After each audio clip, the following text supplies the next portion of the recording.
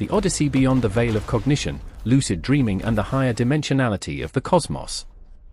The human experience, for millennia, has been tethered to the perceived linearity of space-time, a three-dimensional reality overlaid with the relentless arrow of temporal progression, yet beneath this seemingly immutable surface, whispers of an altogether vaster architecture persist, woven into the very fabric of our subjective awareness, most potently manifested in the enigmatic state known as lucid dreaming, a conscious traversal of the otherwise unconscious landscape of the nocturnal mind. To embark upon this journey is not merely to achieve a temporary sense of control within a dream narrative, but rather to probe the very boundaries of the self, a self that, upon closer neurological and philosophical scrutiny, reveals itself to be far more porous and interconnected with the fundamental operations of the universe than the conventional materialist paradigm allows. Lucid dreaming, first formally documented in empirical psychological literature by Frederick Van Eden in the early 1900s, where he meticulously catalogued 86 distinct dreams exhibiting self-awareness, has evolved from a mere curiosity into a burgeoning field of cognitive neuroscience, largely thanks to pioneering work by researchers like Stephen LaBouche at Stanford University, who established quantifiable, verifiable external behaviors, such as controlled eye movements tracked via electrooculography, that could be executed within the dream state, thereby bridging the chasm between subjective experience and objective verification. The neurophysiological underpinnings of this state are profoundly instructive. During normal REM sleep, the brain exhibits high-frequency gamma-wave activity, characteristic of waking consciousness, yet the prefrontal cortex, particularly dorsolateral regions associated with executive functions, working memory, and self-reflection, typically remains hypoactive, rendering the sleeper unaware of the surreal incongruities surrounding them. In the lucid state, however, functional magnetic resonance imaging studies, though technically challenging to conduct during actual REM, suggest a marked and sustained increase in frontal lobe activation, a pattern remarkably similar to that observed during complex problem-solving tasks in waking life, implying that the machinery of metacognition is suddenly re-engaged within the otherwise decoupled neural architecture of sleep. This controlled reactivation serves as the initial breach in the wall separating the ordinary conscious self from the boundless computational capacity of the dreaming brain. The concept of lucidity itself must be rigorously defined. It is not merely recognizing that one is dreaming, which can sometimes be a fleeting, transient realization, but maintaining that awareness over an extended period, allowing for volitional interaction with the dream environment, a temporary, self-imposed elevation of phenomenal consciousness. As individuals gain proficiency, often through techniques like reality testing, where one habitually questions the nature of reality several times during the day, or mnemonic induction of lucid dreams, the MILE technique, which involves rehearsing the intention to become lucid before sleep, the duration and intensity of these conscious forays increase, leading to experiences that often transcend the mundane limitations of waking physics. Dreamers report flying not merely by flapping arms, but by sheer intent, manipulating gravitational constants, traversing impossible geometries, and engaging in complex dialogues with dream characters whose apparent autonomy suggests an independent ontological status, at least within the consensual hallucination of the dream space. It is here that the narrative pivots from mere psychology to the potentially profound interface with cosmology, that higher dimensionality of the cosmos. Modern physics, particularly string theory and its manifold variations, postulates the existence of extra-spatial dimensions beyond the familiar three spatial dimensions and one temporal dimension, often compactified or curled up at scales inaccessible to current macroscopic observation, perhaps at the Planck length, approximately 1.61 times 10 to the negative 35th meters. While these dimensions remain mathematically beautiful but empirically elusive in high-energy physics experiments, the subjective experience within advanced lucid dreaming frequently mirrors the hypothetical experience of interacting with such higher spatial orders. Consider the concept of a tesseract, the four-dimensional hypercube. In 3 dimensions, we can only perceive its two-dimensional projections or shadows. A being confined to a two-dimensional plane, encountering a three-dimensional sphere, would perceive only a series of expanding and contracting circles as the sphere passes through its plane. A lucid dreamer, achieving a high degree of perceptual clarity, often reports encountering spatial configurations that defy Euclidean logic, rooms that connect to themselves in non-intuitive ways, perspectives that shift instantaneously without intermediary motion, or the ability to perceive the entirety of a complex structure simultaneously, much like one might perceive all faces of a cube at once, rather than sequentially scanning them. This is functionally analogous to a conscious entity suddenly gaining access to a fourth spatial degree of freedom, allowing for movement and visualization outside the constraints of our standard three-axis perception. The mathematics underpinning these subjective spatial shifts often align startlingly with theoretical constructs describing higher dimensional manifolds. For instance, the perception of a hypersurface within the dream can be interpreted as the dreamer projecting their limited three-dimensional consciousness onto a higher dimensional object embedded within the dream's experiential manifold.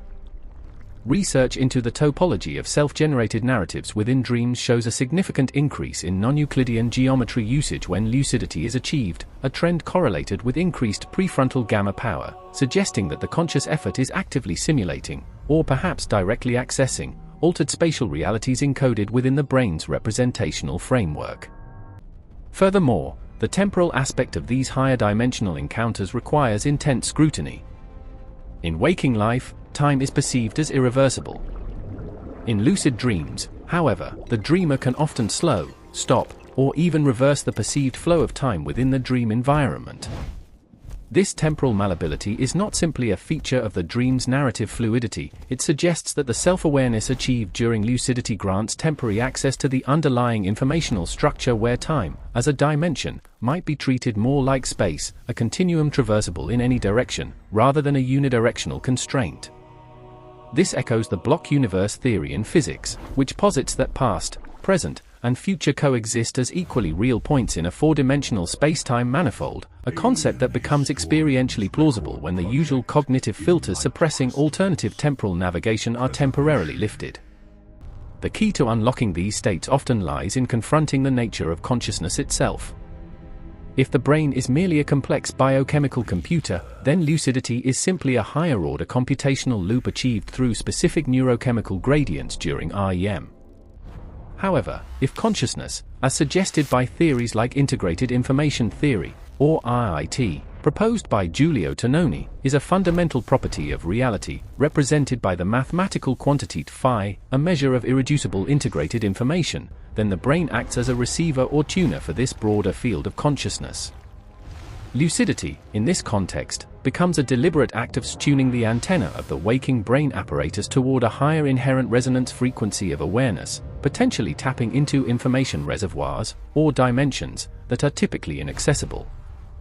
The dream landscape, therefore, ceases to be a mere repository of repressed desires or random neural firings, it becomes a simulation engine running on hardware connected to a potentially infinite computational substrate.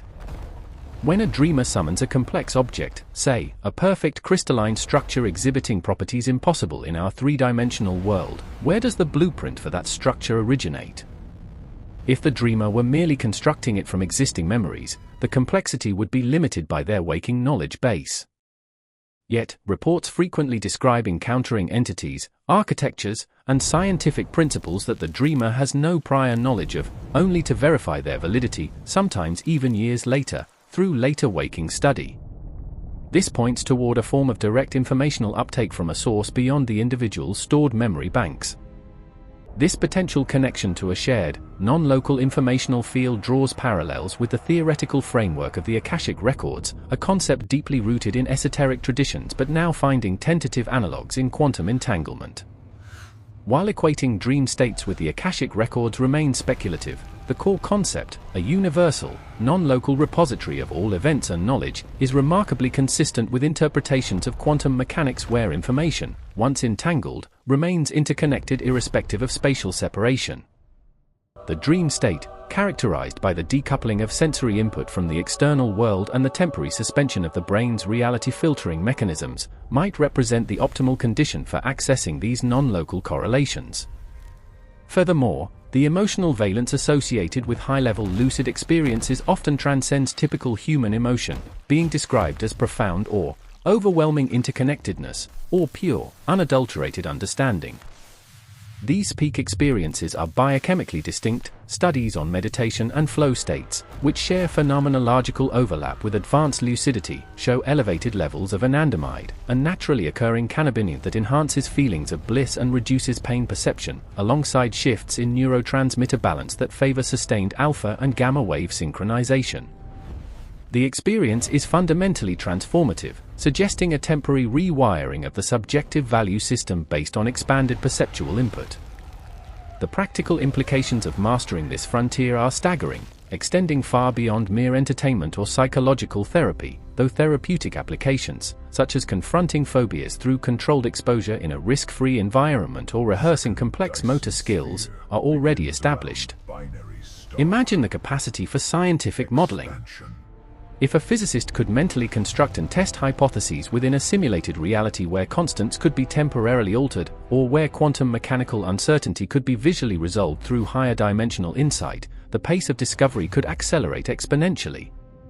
Early reports from practitioners experimenting with this intersection suggest that visualizing complex mathematical proofs within the hyperdimensional dream space can lead to novel insights upon waking, as the spatial reasoning capabilities, temporarily freed from linear constraints, find more efficient pathways to solutions. However, the path to mastering the higher dimensions within the dream ecology is fraught with challenges, primarily related to stability and integration. The dream state is inherently fragile. Excessive excitement or direct confrontation with the inherent instability of the constructed reality can trigger the false awakening sequence or simply collapse the lucidity, returning the subject to ordinary unconscious dreaming. Maintaining a stable frame of reference, a dream anchor, requires intense discipline. Moreover, integrating these non-ordinary experiences back into the waking consensus reality poses a significant psychological hurdle.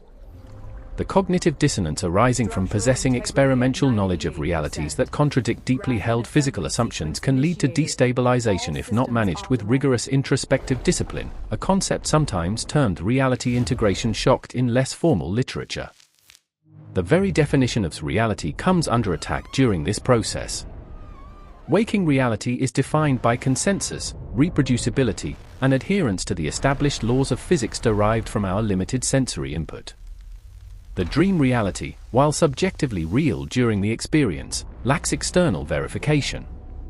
The nexus point, the bridge between these two, lies in the consistent structure of the subjective self that persists across both states. If the I that recognizes itself as lucid in the dream is the same I that recalls the experience upon waking, then the experience possesses a continuity that demands serious philosophical consideration regarding the substrate of personal identity. Is the self an emergent property confined solely to the biological substrate, or is it a trans-spatial, trans-temporal entity temporarily localized by the brain? Lucid dreaming provides an ongoing, self-generated empirical test case for the latter hypothesis. Further exploration into the neurological correlates suggests that the chemical environment plays a critical role in stabilizing these experiences.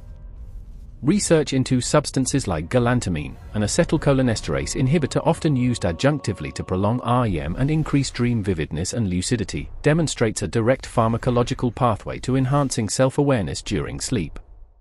By inhibiting the enzyme that breaks down acetylcholine, a neurotransmitter crucial for memory formation and heightened cortical arousal, researchers can artificially modulate the brain state towards a waking-like activity profile within the sleeping brain. While this introduces external variables, it confirms that the threshold for accessing higher cognitive function during sleep is pharmacologically reachable, suggesting that our default waking configuration is merely one stable attractor basin within a much larger field of possible conscious states.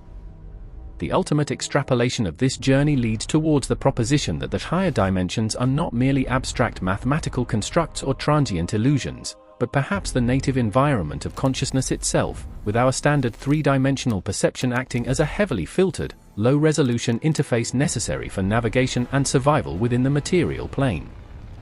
Dreaming, especially lucid dreaming, is the temporary donning of a higher bandwidth interface, allowing the underlying reality, the cosmic substrate, to bleed through the cognitive filter.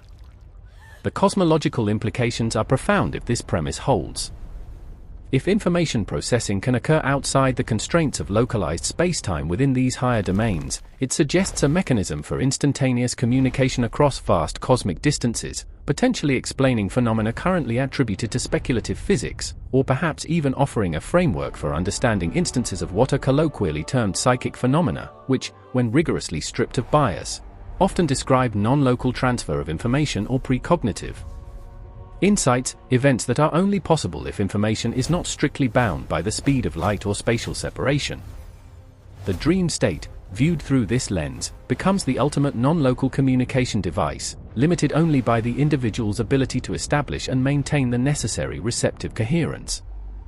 The sustained exploration of this inner cosmos demands a new paradigm for cognitive science, one that integrates qualitative phenomenological reports with quantitative neurobiological data, moving beyond the simplistic dichotomy of materialist reductionism versus unfalsifiable spiritualism.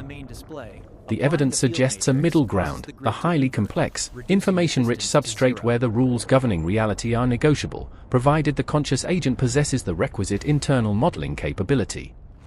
The journey into the lucid dream, therefore, is not an escape from reality, but a rigorous, self-directed expedition into the deeper, more fundamental layers of reality that our waking biology normally filters out to ensure efficient interaction with the immediate physical environment.